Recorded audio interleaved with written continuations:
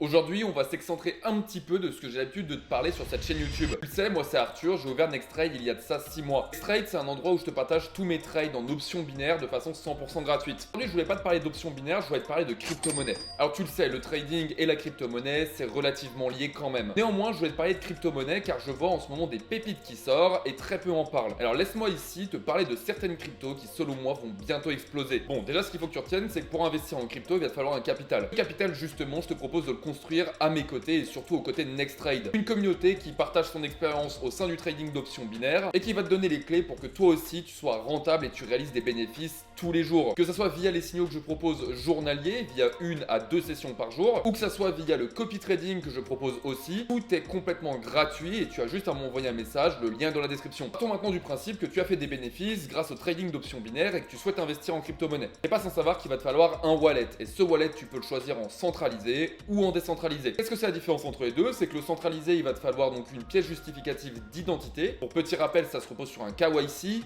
Know Your Customer. L'accent anglais, on adore. C'est tout simplement le principe de devoir connaître son client. Et donc tu l'as compris, le décentralisé est justement l'absence totale de contrôle sur son client. Pas d'identité, pas d'adresse mail ou dans de rares cas. Alors tu t'en doutes, la majorité des petites crypto-monnaies, on appelle ça des low cap ou des meme coins en fonction de l'utilisation, ne vont pas toutes être disponibles sur tout ce qui est centralisé. Centralisé évite les arnaques car ils prennent une partie de la supply totale du token. C'est-à-dire que si tu as 1 million de tokens sur la crypto-monnaie sur laquelle tu souhaites investir, eh bien le wallet en centralisé que tu as choisi détiendra une partie de la supply, donc du nombre total de tokens, afin que tu évites de te faire escroquer. Néanmoins, sur le centralisé, tu n'auras pas ici les tokens dont je vais te parler. On va parler ici de crypto-monnaies qui ont des toutes petites capitalisations, ce qui fait qu'ils ne sont pas proposés en centralisé. Bon, maintenant que le rappel est fait et que tu sais de quoi on va parler, laisse-moi te présenter Ungrave. Alors Ungrave, qu'est-ce que c'est? C'est super simple. C'est un token qui permet justement de faire la jonction entre Solana et Bitcoin. Tu le sais, si tu as un wallet qui est décentralisé, aujourd'hui il n'est pas possible via Phantom, Trust Wallet ou encore Metamask de faire la conversion entre Solana et Bitcoin. Et inversement, c'est-à-dire que tu ne peux pas échanger tes Bitcoins contre du Solana ou tes Solana contre du Bitcoin. Ça rend la chose tout de suite un peu plus complexe car je te donne un exemple. Tu as des Bitcoins, tu vois une crypto-monnaie qui t'intéresse, et bien tu ne peux pas l'échanger à moins de passer via un mixeur. Et le problème en passant avec un mixeur, c'est que déjà il faut en trouver un qui est safe, qui ne va pas t'arnaquer, mais en plus de ça, il va prendre une commission par rapport à ce que tu déposes et par rapport à ce qu'il doit t'envoyer. Bien souvent, cette commission, elle est autour de 10%.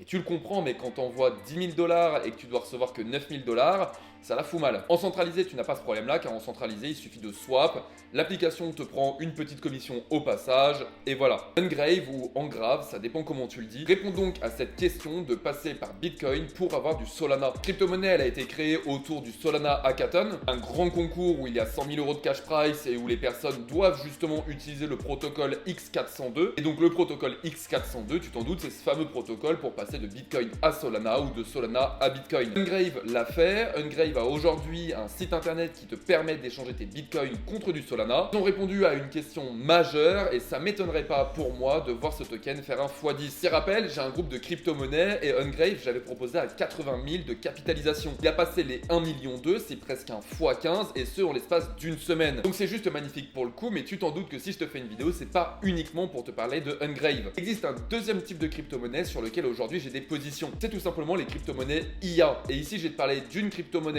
en particulier, il s'agit de Turbo. Alors je le sais, ne commencez pas à attraper ma veste pour ceux qui sont dans la crypto-monnaie.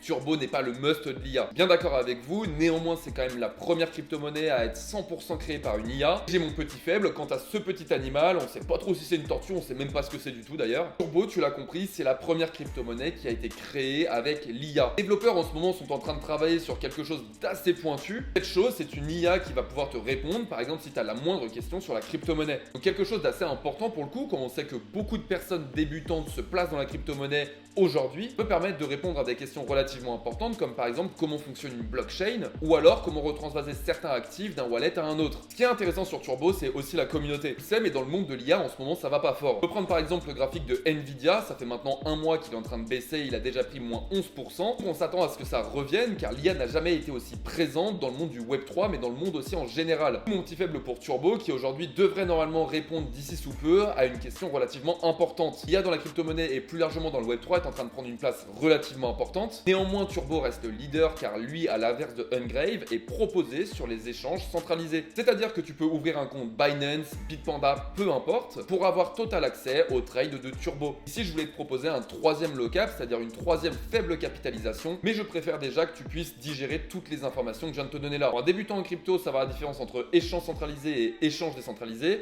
c'est déjà quelque chose. Bien comprendre que les deux ont quelque chose de complètement différent et que cette vidéo n'est pas faite uniquement pour te proposer deux nouvelles cryptos. Elle est surtout faite pour te donner un premier jet de qu'est-ce que c'est la crypto et comment toi aussi tu peux y investir. Alors si toi aussi tu souhaites suivre tous mes signaux de façon complètement gratuite, que ce soit dans le trading ou dans la crypto, eh bien tout est dans la description, je te laisse m'envoyer un message, tu n'as littéralement rien à débourser, je t'ajouterai gratuitement au groupe VIP.